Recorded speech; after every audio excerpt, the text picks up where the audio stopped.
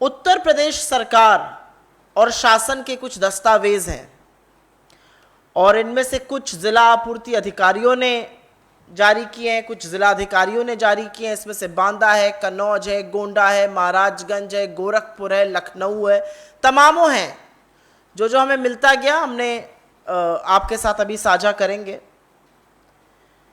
ये जो जारी किया गया है इसमें साफ तौर से कहा गया है कि राशन कार्ड के कुछ अपात्र लोग हैं और वो तुरंत राशन कार्ड जमा कर दें। और वो अपात्र लोग कौन हैं? जिनकी खुद की जमीन ना हो, पक्का मकान ना हो, भैंस बैल ट्रैक्टर ट्रॉली ना हो, मोटरसाइकिल ना हो, वो मुर्गा या मछली का जीविकोपार्जन न करते हो, आजीविका का कोई और साधन ना हो। अगर ऐसे लोगों के पास राशन कार्ड है तो वो तुरंत सरकार के पास उसको जमा कर दें, और अगर जमा नहीं करेंगे तो सरकार वसूली करेगी। और अभी हम आपको विस्तृत तरीके से बताते हैं क्यों और कैसे वसूली करेगी सरकार एक पर्टिकुलर दाम पर गेहूं और चावल की। और अगर आपने वो भी नहीं किया तो आपकी संपत्ति की कुर्की की जाएगी। मतलब भाजपा की सरकार में, केंद्र और उत्तर प्रदेश की तथाकथित डबल इंजन की सरकार में, गरीब को और गरीब बनाकर कैसे रखना है, यही सारा मामला है।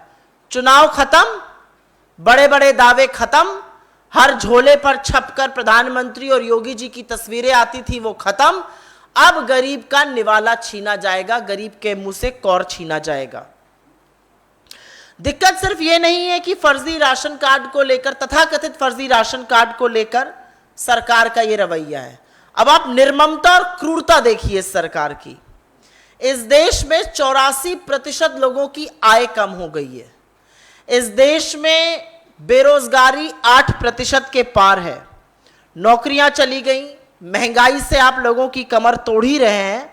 और अब आपने ये निर्णय लिया है कि राशन कार्ड वापस होंगे।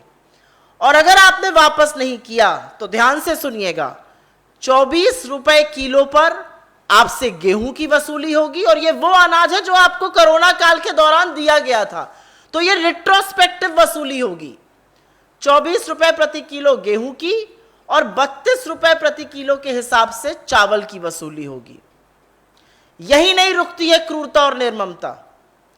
नमक, तेल, दाल, मटर जो पिछले कुछ महीनों में दी गई लुभाने के लिए चुनाव के दौरान, उसकी वसूली मार्केट रेट पर होगी।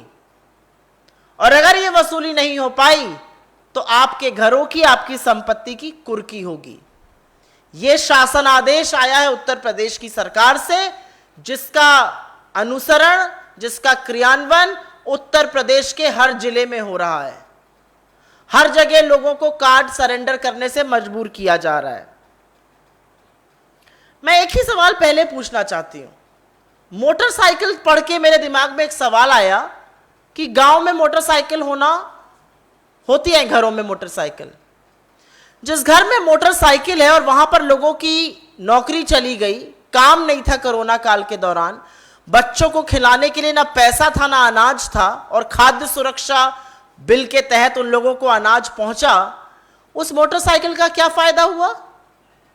तो अब आपने, क्योंकि उसका तब पेट भरा था, अब उसके पेट पर लात मारेंगे। ऐसे तमाम जिन कारणों को लिस्ट आउट किया गया वो इसी तरह के कारण है। हम आपके साथ जो डॉक्यूमेंट साझा करेंगे उसमें यह होगा। एक और बड़ा सवाल है, और यह बहुत अहम सवाल है, कि कुर्की की धमकी देकर, वसूली का डर दिखाकर तो चलिए आप राशन कार्ड जब्त करा लीजिएगा, लेकिन अगर ये तथाकथित राशन कार्ड अपात्रों के पास पहुंचे थे तो उन अधिकारियों का क्या होगा जिन्होंने इसको जारी किया था? शासन के वो तमाम अधिकारी जिन्होंने ये अपात्रों को तथाकथित राशन कार्ड जारी किया था, उनके खिलाफ क्या एक्शन लिया जाएगा? एक्शन सिर्फ गरीब, एक्शन सिर्फ बेरोजगार, एक्शन सिर्फ मजबूर लोगों के खिलाफ लिया जाएगा, जनता जनमानस के खिलाफ लिया जाएगा। इन लोगों के खिलाफ क्या एक्शन लिया जाएगा, ये सवाल तो पूछना जरूर बनता है, क्योंकि जारी तो सरकारी अधिकारियों ने ही किए थे। या तो हम ये माने कि चुनाव के पहले खूब प्रोत्साहित किया गया, सबको जारी करो राशन कार्ड, सबके घर पहुंचे वो झोला छपी हुई तस्वीरों के साथ, सबको हम ढिंडोरा और झुंझुना बजाएं कि हमने फ्री राशन बांटा, और जब चुनाव खत्म हो गया तो सरकार वसूली पर उतर आई। इसके अलावा इसका कोई और मुझे तो विस्तृत विवरण नहीं समझ में आता है। एक बात और बहुत जरूरी है, 2013 का जो खाद्य सुरक्षा कानून है वो ये साफ तौर से अंकित करता है कि किस राज्य में कितने लोगों को ग्रामीण और शहरी क्षेत्रों में कवर करना होगा खाद्य सुरक्षा से। उत्तर प्रदेश के लिए ग्रामीण क्षेत्रों में ये आंकड़ा 79.5 करीब 80% है, और शहरी क्षेत्रों में यह आंकड़ा 64% से थोड़ा सा ऊपर है। अप्रैल 2022 की फूड ग्रेन बुलेटिन, जो कांग्रेस पार्टी नहीं मोदी सरकार जारी करती है, अप्रैल 2022 की पिछले महीने की फूड ग्रेन बुलेटिन के अनुसार उत्तर प्रदेश के 15 करोड़ 20 लाख लोग इसमें एलिजिबल हैं। तो अब सवाल यह उठता है कि जब आप लोगों से जबरन राशन कार्ड जमा करवा रहे हैं तो क्या आप यह सुनिश्चित कर रहे हैं कि खाद्य सुरक्षा अधिनियम के तहत उनको लाभ मिले? क्योंकि राशन कार्ड जब जमा हो जाएगा तो 2 रुपए किलो पर भी अनाज नहीं मिलेगा। आप यह कैसे सुनिश्चित करिएगा कि जो कानूनी आवश्यकता है, जो लीगल रिक्वायरमेंट है खाद्य सुरक्षा अधिनियम के तहत, करीब 80% ग्रामीण और 64% से ऊपर शहरों में, वो पूरा हो? क्या प्रबंध कर रही है सरकार खाद्य सुरक्षा देने के लिए? क्योंकि यह लीगल रिक्वायरमेंट है, this goes into the remit of law. और इसीलिए हमारे कुछ सवाल हैं।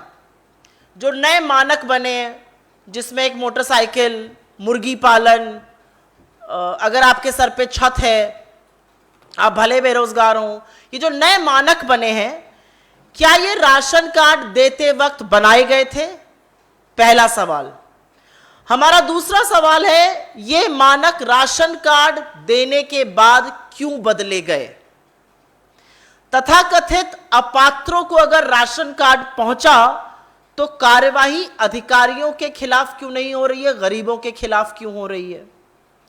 अपात्रों के पास अगर राशन कार्ड पहुंचा तो दिक्कत तो अधिकारियों की थी, अगर राजस्व का तथाकथित नुकसान हुआ है तो उनकी क्या जवाबदेही है?